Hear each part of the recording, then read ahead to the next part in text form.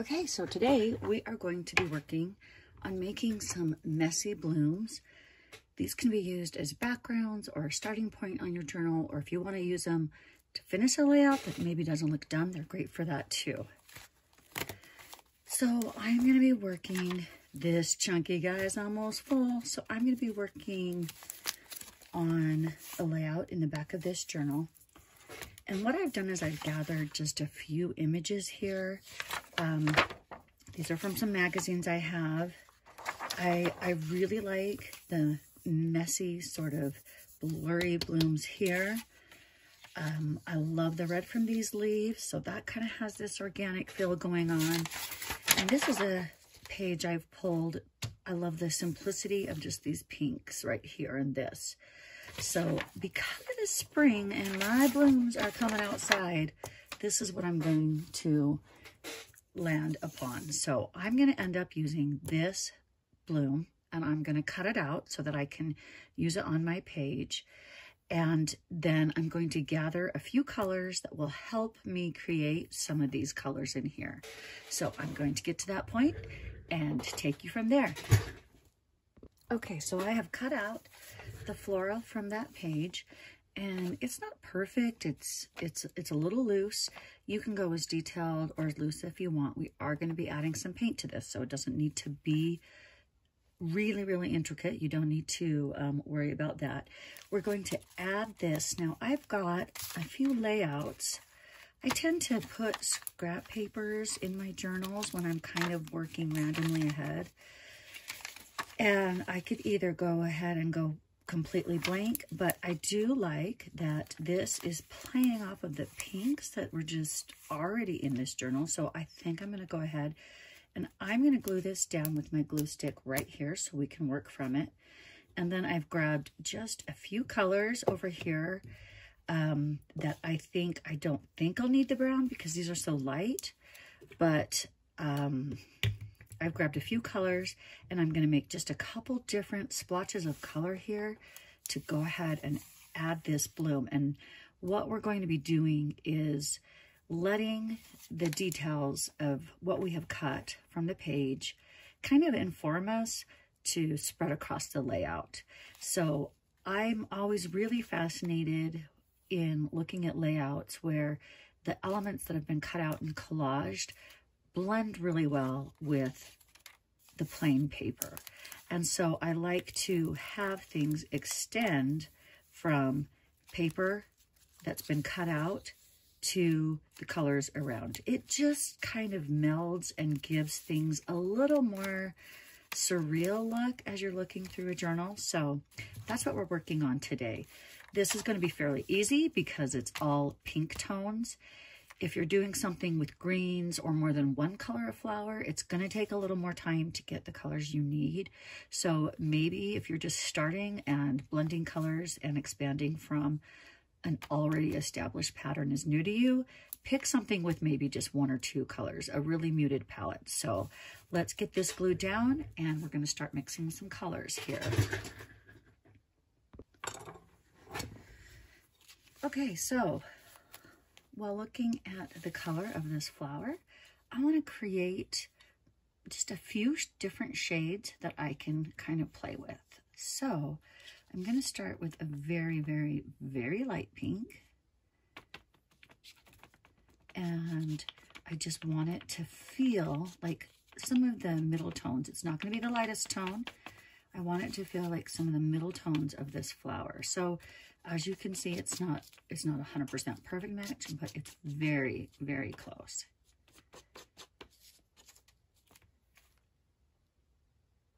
Kind of matches some of those lighter parts. It could maybe be a little warmer, so we will use just a tiny bit of that brown. I didn't know if I'd need it, but just to give it a little more of that undertone. So now what I'm going to do is just take, you can do this with your palette knife or your brush. Because I've just mixed this and there's a bunch of color on there, I'm going to use it on this. And I'm going to just start by doing a few little smears of this lighter color coming right in. So this is where I'm blending a little bit over the printed image that I've collaged and glued onto this page, onto my page. So just some random smears, nothing special going on here. I'm not too worried about it being perfect. Now, you don't have to worry so much about these drying because we are trying to create a blended. You can see how these bits over here are not 100% blended. That gives it the look of the petal. And these colors do sort of overlap and intersect and play with each other. So now I think I'm going to go ahead and strive to make one of these deeper colors. And I'm going to just take that red that's right there and just bring it right where I was mixing. So this is a really good exercise as far as, in true messy fashion, I have smeared that on the side of my journal, and I'm fine with that. This is just a really good exercise as far as pushing yourself to blend colors and kind of get an eye for how some of these colors are developed. You can have your primary yellow and blue if you feel like you need to be adding those. But now, as you can see, we're just trying to get this to be a little bit deeper. Could probably be a little more pink, I think. So I'm just working with this. Again, doesn't have to be a perfect match. I want them to play off each other. They don't have to be perfect. And I kind of like that. That's kind of, it's not as deep as it could be, but it's a good mid-tone. So now I'm going to take that and let's just do this one with a brush so you can kind of get the idea of what that is going to look like. I will probably actually come back when I'm done and use this paper with all the smeared colors as a background for something else. But let me just get a brush. Doesn't have to be fancy here. And I'm just going to start making a few random, at this point, don't think about the fact that you're trying to make petals. Right now, we're just making blobs, and we're layering these blobs. So you can see, even though it didn't always look 100% the same while I was mixing, as you bring it over, you can make these blobs actually kind of merge together. So you get these just awesome, messy sort of looking blooms. And where the paint's wet, if you want to do a little smear, that's fine. Just keep it loose, keep it blobbish.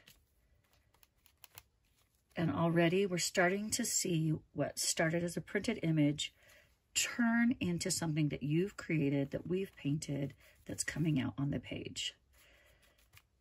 Okay, so I'm just going to leave that like that. Now I want a nice bright, I actually think that we need something to match these bright tones. And I kind of wanted to do that last time. It got a little darker. And it might just need a little more pink here.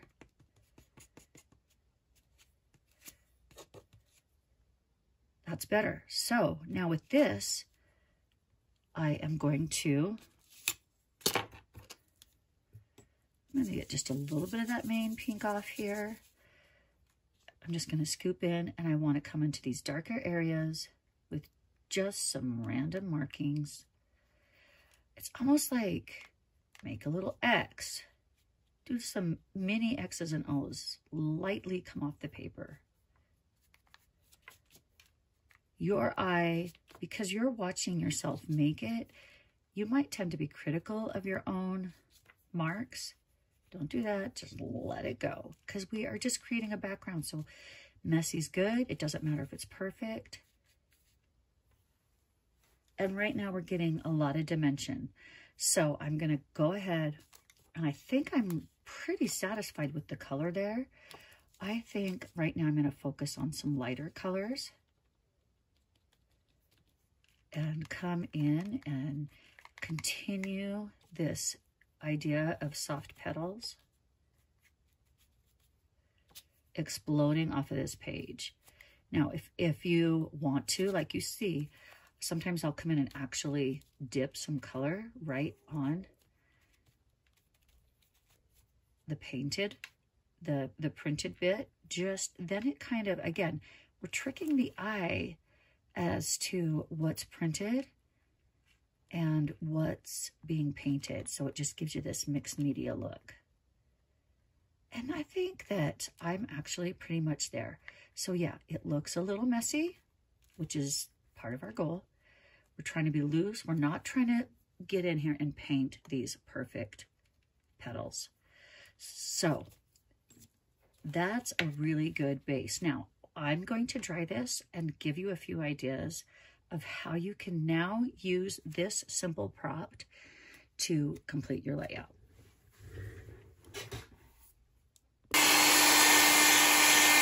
Now, as I'm drying this, I'm seeing I want a little more of this bright, bright pink. Just as it's drying, it's taking on a warmer tone.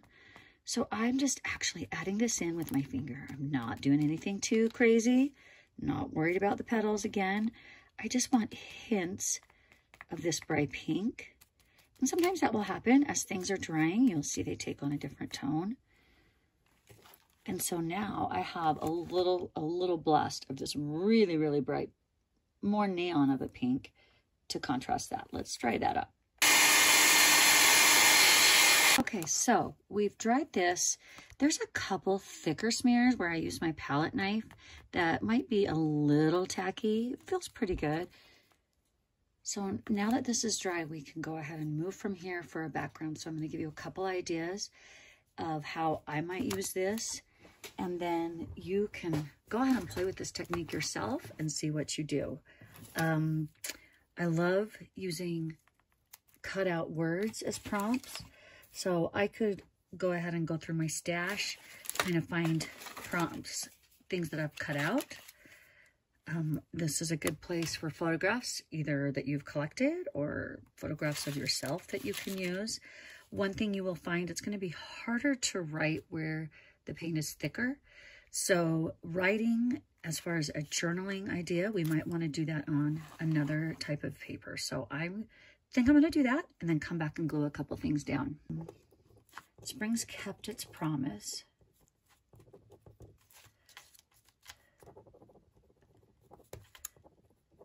And once again is here.